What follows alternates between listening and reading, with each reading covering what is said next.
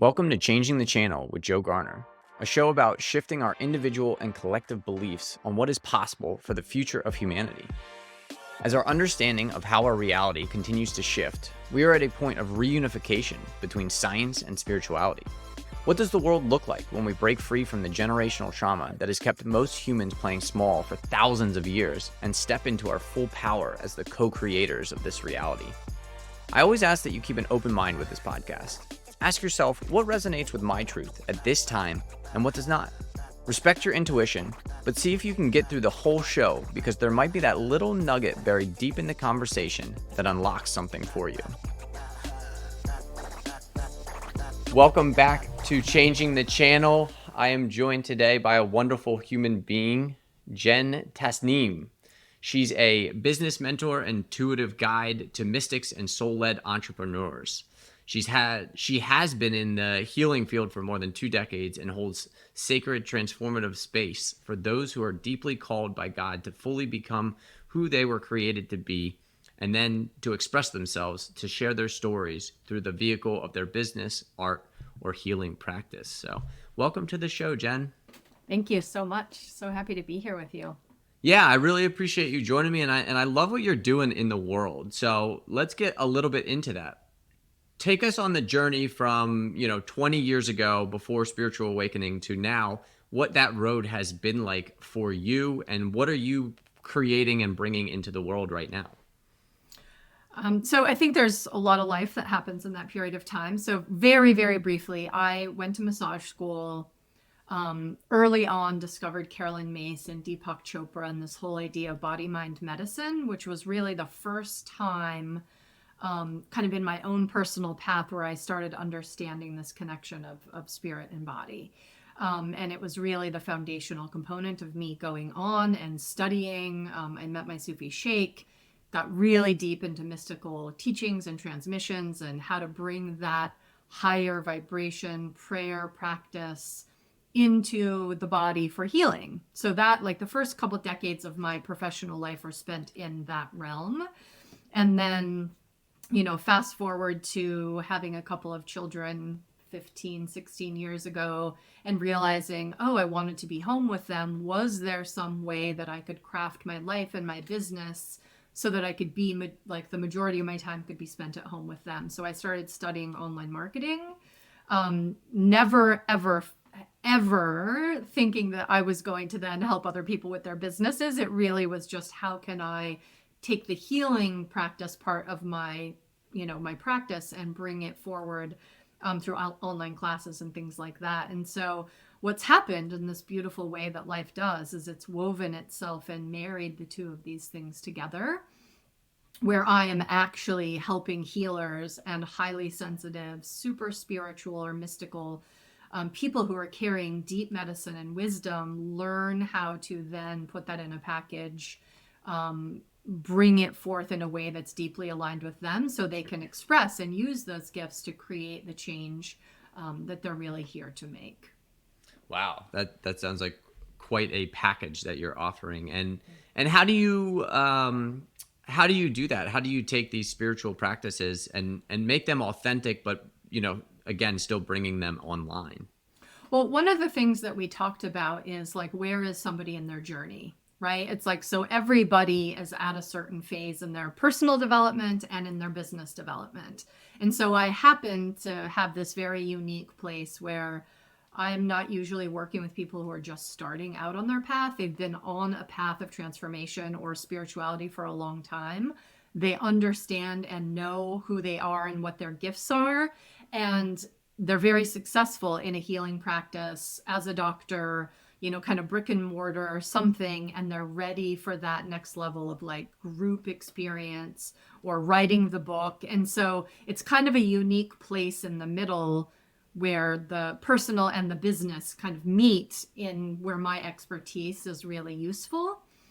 And what I've been doing this for a decade now, and what I realize is it doesn't matter who you are, what your business is, what project you want to bring forth. There are always components that come up of understanding our value and working through, like, deep trauma and money stuff and pricing of what we're trying to, the energy exchange. and the value of that. And then there's always the piece of how comfortable are we being visible. So the visibility component and all that, it looks like I'm afraid of tech or procrastination, but it's like, what is that deeper thing that's trying to prevent you from exposure or feeling afraid of being attacked online in this crazy world we live in? Or so there's that component.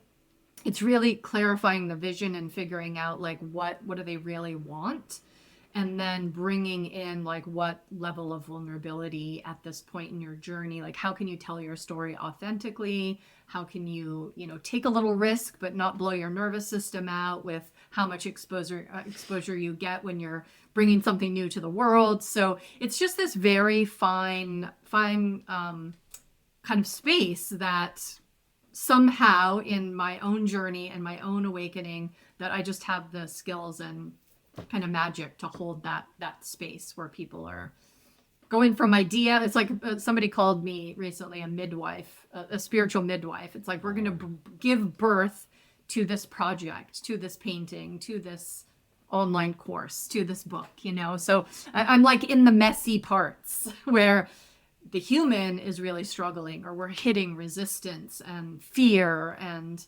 all of that stuff that hasn't yet been processed, so that when we hold that with the love and our nervous system can metabolize that, we have more of ourself available to really unapologetically share our gifts with the world. Yeah, I like that you used magic, because that is magic. That is, the alchemical process of taking this, gigantic idea that you have, that in your heart you're here to share with the world. But your human has all these limitations that have been put on it, on all these traumas that it's experienced, and all of these lenses that it's viewing reality through, that don't make that dream seem possible. Right. And it seems like you're, not only you're taking this is how to do the business part of it, but you're also fixing, healing, helping them heal those aspects of themselves where the belief maybe doesn't align with the vision that they know that they have, that they know that they're here to share with. And that's a very powerful, magical gift that I think you're sharing with the world. Thank you. It has taken me a long time of my own deep inner work and failings and, all of that to actually metabolize my own system to be able to hold that bigger vision for other people with absolute certainty in my body that it's possible for them to bring it forth, because I've done the work myself, so exactly. Thank you. Yeah. Thank you. And that's the beauty of, kind of the changing of the guard that happens on this planet. As, one generation makes these gigantic leaps, they now turn back and help that next generation. And I have a coach very similar to you who is helping me. His name's Gordon Montgomery. He's Exovation is part of his company. But he does very similar things as you. He takes me from that massive vision that I have, that I know I'm here to experience. And he not only helps me break it down into executable steps, but he also works on where are the blocks coming from, why are they showing up, and what can we address to clear those blocks and get rid of that stuff. So it's really neat to see how and where I'm going to be if I can make these transitions in.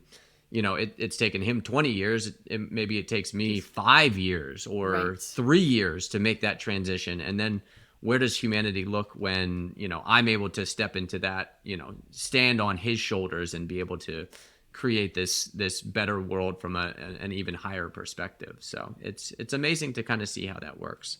Well, and I love that, because it really is. And I've never even heard of this gentleman's name. And that's the other thing about, like, there are certain vibrational frequencies that bring us to the right person at the right time in the right part of our journey. And I think part of one of the deepest pains as human beings that we often feel is that we don't belong, we don't fit in. And then how that translates from our family of lineage and like the deep wounds of having to do things by ourselves. Like, these are just core wounds that no matter what fate, if you're not even in the coaching industry or in, personal development, it doesn't matter. Like, we all have this like feeling, I've done something really bad, I've been kicked out of heaven, and there's something fundamentally wrong with me, and I have to figure it out on my own because nobody else understands me, right? Right. And it's breaking down that structure of like, no, there are so many people who understand us. There are so many people doing this hard, deep work that are paving the way and making it possible. And together we are stronger. We lift each other up. And that's that global thing that you and I have talked about before. I'm not just doing it for myself. I'm doing it so my kids, for those who come after me, they don't have to struggle in the ways that I did, or my clients don't have to struggle in the ways that I do. So I love that you're speaking to that because it's so important. Like there is help and support for all of us to fulfill our mission and manifest our destiny. And it's just, can we allow it? Are we open and available to it? And if not, why not? Because we don't have to do it by ourselves. Yeah, and for me, I mean, a part of that journey was quieting that egoic mind, quieting the mind chatter, right, and allowing and seeing these opportunities that have always been there, that have always been showing up, but I've been ignoring them. Right. I was too busy. I have too much stuff going on. That's not what I really want to be working on. All the stories that we kind of tell ourselves to say, let's just play small. Let's do what we've always known that we need to do. Let's just go to that 9 to 5. We'll come home, enjoy TV and just do that for a couple years or a couple months or however long that goes, or decades.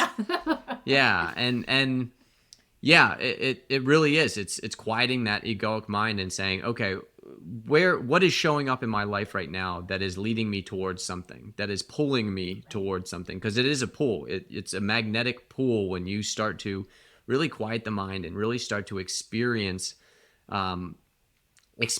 life not as the operator of this human vehicle, but as the observer of what is going on in the life, what's showing up from an outside perspective. And that's where the coaching kind of comes in, because they help you see that from a different perspective, instead of it just being, this happened to me and this happened to me. It's like, well, this happened for you. This happened for you. Right.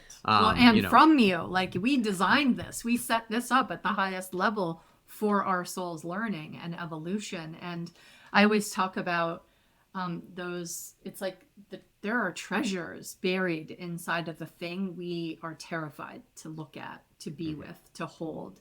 And when we can like turn towards the thing we're avoiding, however scary or painful it might seem, it's like underneath that is a lost part of ourself that when we get that back, we're more complete and whole. And that it's the victim consciousness or standpoint as life is happening to me. And when you evolve and you realize, well, I am actually responsible for everything, how I respond to everything in my life, and some of those deeper traumas get healed, then that shift in mindset and awareness can really start to take hold.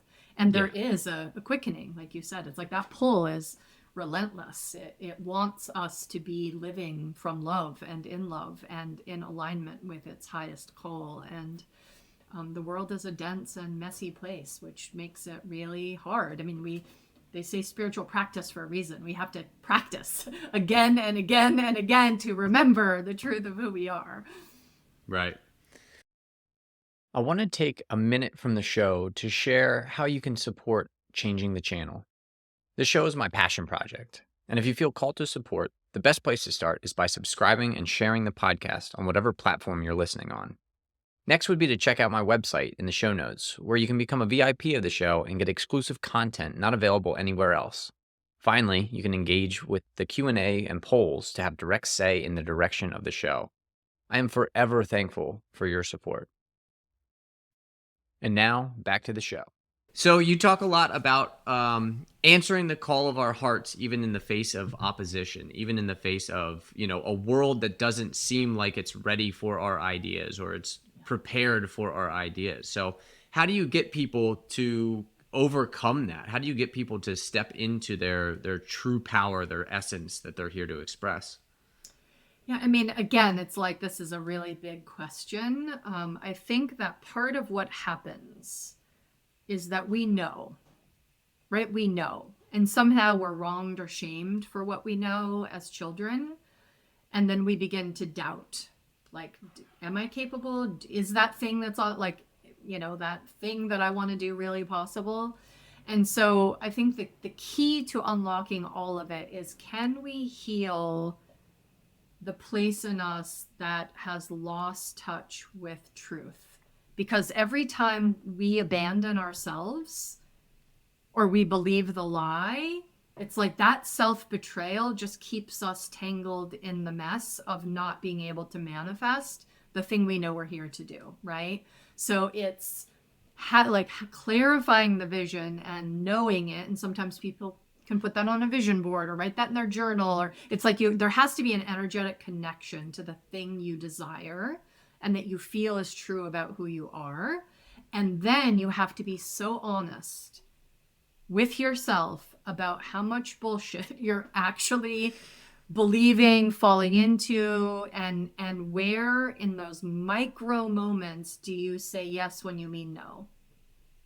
When you make a commitment to yourself to go for a walk and then are watching Netflix instead. Or, I mean, it really is in like those small daily behaviors that we're like calling out the part of us that is not in alignment with the dream. And that can take a long time for people to untangle that sort of internal, the structures that our ego has created for safety in the world.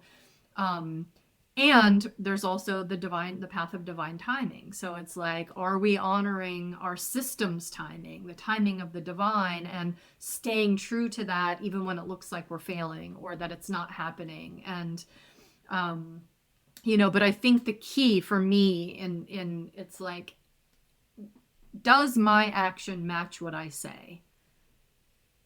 When I speak something, am I following up? It's like, or there's still parts in me that are self-sabotaging and causing, I mean, it's really causing ourselves harm, but it's really procrastination and all of these other structures, right? So, and then once you've cleared some of that stuff out of the way and you have access and you've reestablished trust, then when the mentor says, hey, do this thing, and you do it, there is a momentum that it's like, I don't know, The Alchemist is my favorite book, and I love it because it's always talking about when we it's like the whole universe is conspiring for our well-being and the manifestation of the thing that is in our heart, right?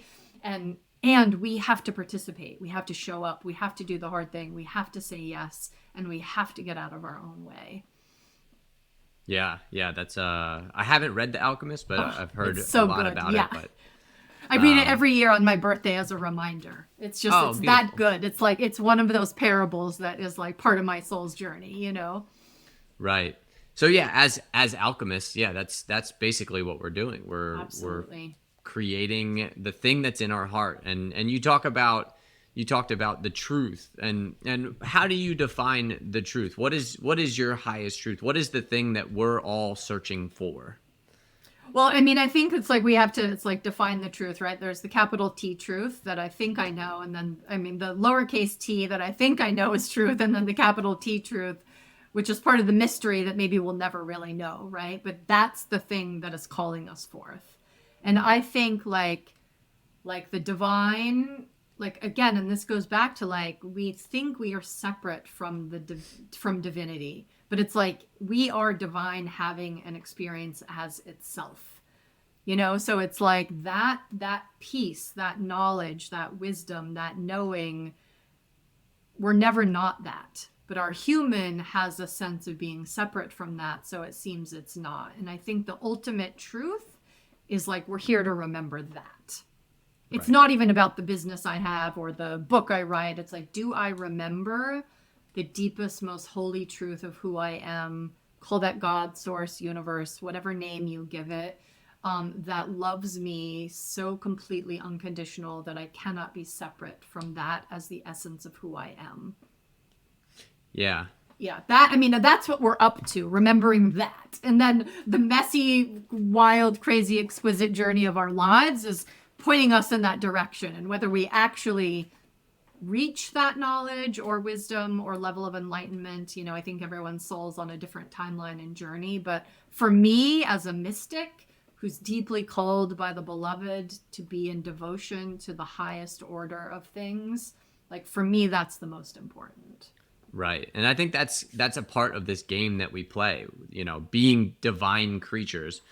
We're always testing ourselves, and it's like, okay, how deep can I go into separation and still find my way back to unity again? And Exactly. that's That is the exactly journey of our life, right? That is the winding path. Yeah. Exactly. So that's why we came to this planet. That's why we came to this existence. That's why we're having this human experience, is because the human has the capability of being fully in duality, being completely separate from any divine aspect of itself whatsoever. It can exist in a very materialistic world, in a atheistic world. The idea of no divinity whatsoever exists on this planet, and it's I would say probably not a majority, but there is a very large portion of humans on the earth that exist in a reality where there is no connection back to divinity, or even there is no divinity. It just is this mechanistic system that started off with the Big Bang, and through very fortunate experiences happened to birth life on this planet, and then that life evolved somehow through mutation into what we call the human being. And I don't know, that's just a very difficult one for me to wrap my head around. Yeah, And well, I mean, for me, it's like, and I love Sufism for this reason, right? It really is this idea that there are 28 stations that we move through as human beings, from the densest, darkest, most disconnected, heavily veiled space, which people could call where evil exists, or shadow aspects of self, or hatred and anger, and just it's super unconscious, right? Those animal parts of us that do not have awareness. And then we travel all the way through these stations. The first station are called the nafs, which is like our desires and our lower kind of human self. And then the stations of the heart, the stations of the soul, and the stations of the secret, which ultimately bring us back to complete unification with God. And what is so unique about this pathway, using this as a model, is every single soul on the planet is here to have some experience of themselves. We don't even have to say God, of themselves, right? And based on their family lineage, what hasn't been metabolized or uncovered, and and then we have saints who are like living in these high vibration states of complete unification, or these spiritual teachers who have reached enlightenment and are holding the pole of divinity on the planet. And so it really is this fascinating, and we can't know the light without the contrast of the dark, right? It's the yin and the yang of the universe. And for me, it's the world is reflecting the state of the people's hearts and level of consciousness where we are as a group, right? So some of us have pierced a few veils and are holding the pole of light, you and I connecting together, and my candle, the light in my candle can light the heart of another, and we can really be living from a place of goodness. And this other stuff is playing out simultaneously, right? And will we ever get to the point where humans evolve into love and enlightenment? That's the hope, that a new world is being created. But it's we can just turn on the news any given day of the moment, any moment of any given day, and we can see how much suffering and pain and how heavily veiled most of the world, me against you mentality, right? Of just, and it's so painful, and yet most people, like you said, just operate from that place. And there's also the piece that I want to speak to, because I think this is also prevalent. It's just because I know about the light and the good does not mean I've embodied it. Right. If I'm still yelling at my kids because they're not doing what I say, that's not peace. That's not an unveiled heart that's holding compassion for the experience of your loved ones, right? So it's the job, or the thing that we're up to, is to know that deep holy truth, and to do whatever it takes to make sure my nervous system untangles, my behaviors change, my heart opens, and I do the work to free myself from my own conditioning, my own habits, my own patterns, the things I learned in my history with my family lineage, stuff that needs to untangle from maybe past lives or in my ancestral lineage, so that I can be free to actually be the love, not just think about how good the love is when I'm meditating on my meditation cushion. You know what I mean? And those are two different things. Those are two different things. Right. Yeah. There's definitely a difference between knowing and seeing the shadow aspect of yourself and then actually shining light and allowing the light to stay lit inside of you to bring that out of your system, to get that out of you. Absolutely. And I love that you use the nervous system, because that really is. I mean, everything is stored within the DNA, and the nervous system is just reacting to the DNA, the thing that is expressed in our DNA, and that is what is creating these pressure points, these frustrations, these negative aspects of our life, is that stored memories, those stored ideas, the stored feelings and emotions that are stuck inside of us, that are being held within this physical vessel. And some people talk about the energy body and all of where the actual emotions are stored. And just because we can't see it doesn't necessarily mean that it doesn't exist and it's not possible for us to do that healing, to have that healing aspect of ourselves. And I see, again, you have all of these healers that are on the planet right now. There's so many different types of modalities, and they're creating new modalities that are as different humans continue to move through these stations, through the Sufi stations. We're creating these new healing modalities for people who have reached a certain level, and it's really fascinating to kind of see. And I think it's really awesome that you're helping those healers get that information out and get it out to more and more people. And that really is, it feels like that is the trajectory of humanity at this point, is that, the knowledge that you can actually heal yourself, that you can do this deep work inside of you, and not that, you have to find a master and they're going to heal you. It's like, no. I mean, I really wanted to speak to that because all the methodologies and all the things that are available to us are so important.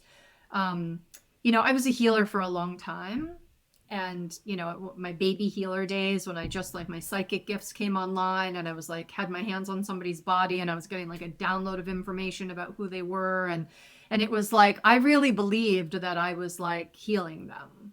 Like, I believed that, like, I had something they didn't have, and that because they were on my table and they're like, oh my God, you're the best healer I've ever been to. And and I realized, fast forward to now, and it's like, anytime we're outsourcing our autonomy and sovereignty to, yes, there are people who can help me remember who I am and the healing capacity of my own being. But I think so much of what is still happening is we're looking outside of ourselves for that next thing that will fix or heal the thing I think is broken in me, rather than creating such deep intimacy with you and God that you realize you were never broken in the first place. Right. And it's like, and it's just, again, it's like where you are in that spectrum of it's like, it's all necessary until you realize, oh, I'm up to something different here. Yeah. And that's inside of me. And yes, we can help each other shine light on those blind spots and dark places. But I think a lot of what happens in the healing field and why it can be ineffective or keep people kind of in the same loop of, I got to heal this thing before I can do that, or before I'm ready, or, it's like, it's just perpetuating the part of us that feels incapable of showing up for our life. And how do we go straight to the roots, untangle those knots, and bring divinity in to really help you flourish from the inside out? Exactly. Yeah. Yeah. So we've kind of danced around it, but let's kind of get just a little bit into the idea that, we are the divinity. We are the totality of the consciousness of the universe experiencing itself through the human vessel, but we still have a human life. And I think this is a part of that process, that, that evolution that we go through, where you go through a period of your evolution where you kind of forget, you want to get rid of the human aspect of yourself. You get that touch of divinity, and it's like, well, I don't want the human life anymore. I'm done with the human life. Like, I am the universe. I am God. I am that divinity inside of me. But that's not the point. It doesn't seem to be the point. And, how do you get people to, or do you have any recommendations on balancing the human aspect of yourself with the fact that you are also a divine creature? Well, I mean, it goes back to what I spoke to earlier. It's like I can have that awareness, but am I at peace? Do I love myself unconditionally? Am I happy with my body? Am I treating it well? Am I making choices that support the divinity having its experience as me? And most of the time, the answer is no, right? We have the conflict. We have the, I would rather this because it feels good. I'm going to avoid this because of the intensity. And for me, it goes back again to nervous system regulation. Like, the reason we don't want to be in our body having a human experience is because somewhere along the way it was unsafe. Something happened or occurred, some trauma we couldn't process, maybe multiple traumas. And being in this vessel with my feet on the ground is really uncomfortable. Which is why it's like, yeah, divinity is there and that's great, but like, you chose to be on the planet in the body because the human is what it's like, this is what we're up to. And so for me, in my own journey, like, I had profound self-hatred when I was a kid. I grew up with a lot of violence, felt unsafe in my home environment, in my relationships. And like, it has taken me decades and decades to untangle the traumas and the fears and all of the structures my ego put in place to protect myself. And now, it's because I've been committed to the path, because I've been doing the work.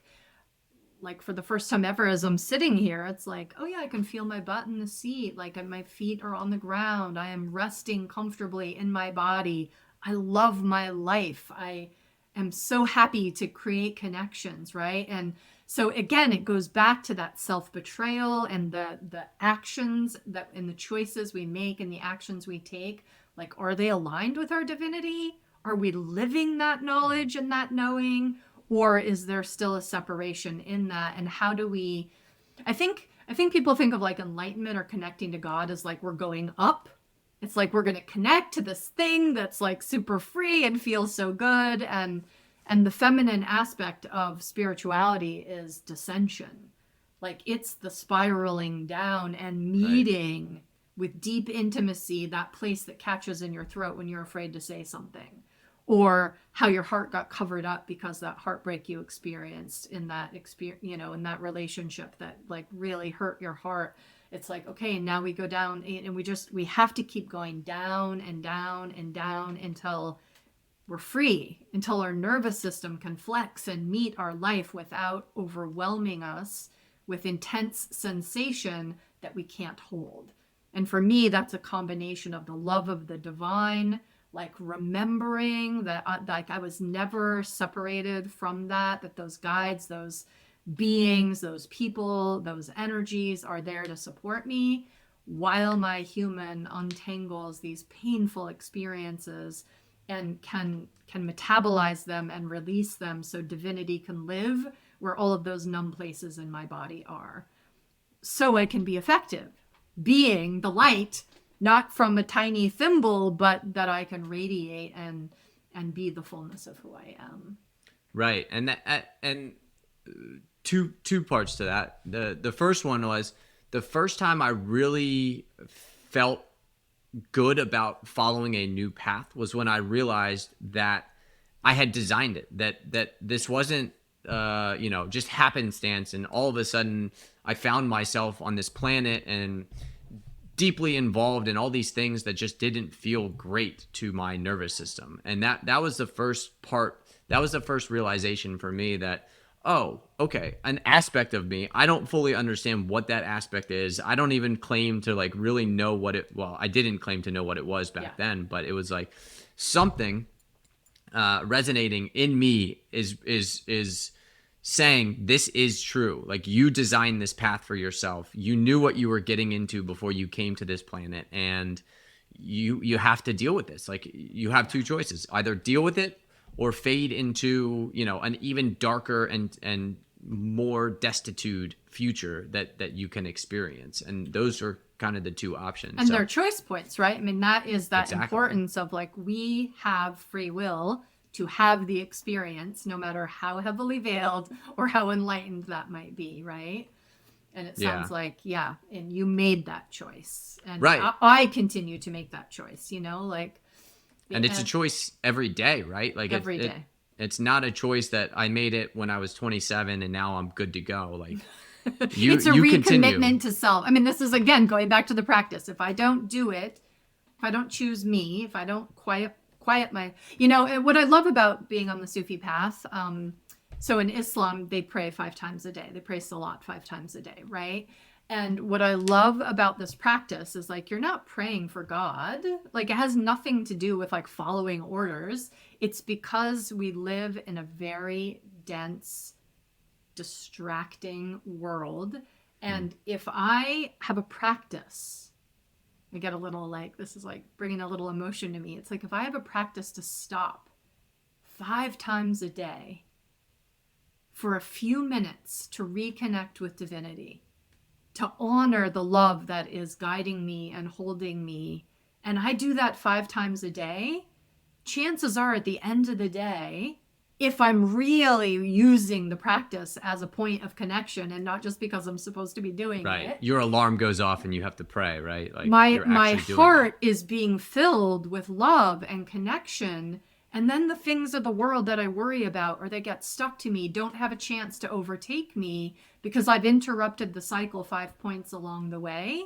So that, and then I have my morning, like before I go to bed, reflections. And then the stuff of life doesn't have a chance to stack up and take me out. You know what I mean? And so whether you pray 5 times a day or you meditate at noon, or it doesn't really matter. But the point is, and the wisdom of the book is, I'm going to give you the obligation of 5 times a day because really you need 50,000 times, and that's humanly impossible, but that's how difficult being on the planet is. And that's how often we need to remember, right? So it's like every moment of every day would be great if I could be resting in my divinity. But if I happen to get caught up in life and things need to happen, great. Like, am I pausing along the way to just take a breath, touch into myself, feel my heart, remember the love, whatever those practices are. And that's the key, because the world is dense. Yeah. It's full of things, like you said, that can pull us out of our center in a moment, or habits that build up over time. And we realize, like, oh, I'm way out in the woods and it's dark over here. And, oh, I might be in a little bit of trouble with my behavior or my actions or my addictions or whatever, right? So yeah, it really is a practice, and what keeps us coming back to center, to ourselves, to the love, to God, to divinity. Beautiful. Do you have any insight as people continue to heal, to remember that spark of divinity and then to cultivate it and bring it into their existence, embody that divinity, and remain balanced as a human being? What does the world start to look like from your perspective? Maybe in the next 2 to 5 years, where does humanity start to move towards as more and more people are not only aware of their ability to reconnect to the divine, and not in a superficial, I go to church every weekend, like I have a direct connection to the divinity that exists within inside of me. What does that world start to look like? Well, I hesitate a little bit to say this, but one of my teachers once said, it's like, as the light comes in and we establish these practice, and it's like, and then there's a bucket of water here with a bunch of gunk in it. As the water pours in, as the light pours in, like all of that gunk comes to the surface, and it keeps coming to the surface until it keeps coming to the surface. It keeps coming to the surface, right? Until the bucket is just light. And I think we're at a turning point right now where there are enough of us holding enough light that the gunk is coming to the surface. And I don't expect it to get better for a while.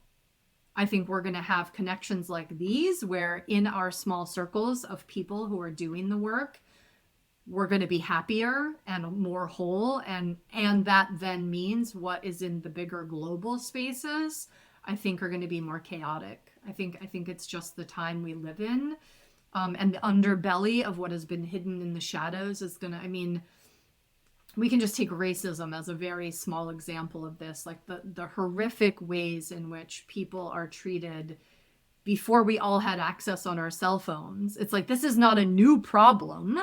We just are now seeing how devastating it actually has been for these communities.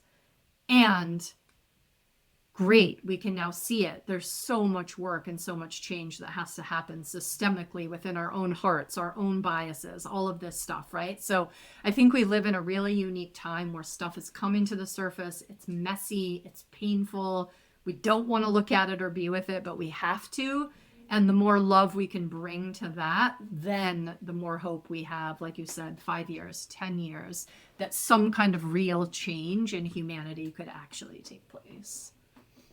Yeah, I think that's very in line with what a majority of people are saying, and that seems to be the basic theme, is that, we've got a couple years here where the darkness is going to start to come really, really to the surface, like to be in your face, that you're going to start to see exactly what has been happening behind closed doors in the darkness. But I think one thing to always keep in mind is we all made the choice to come here during this time. We all decided to come here during this time because we knew we had the power to experience this experience. And again, that's been a theme through changing the channel, is that, we're all here to experience this shift in consciousness on the planet from our own perspective, at our own level, wherever that level is. And we don't get to pick and choose, what the right way or wrong way is to experience this shift in consciousness. It all is a development for that soul at the soul level.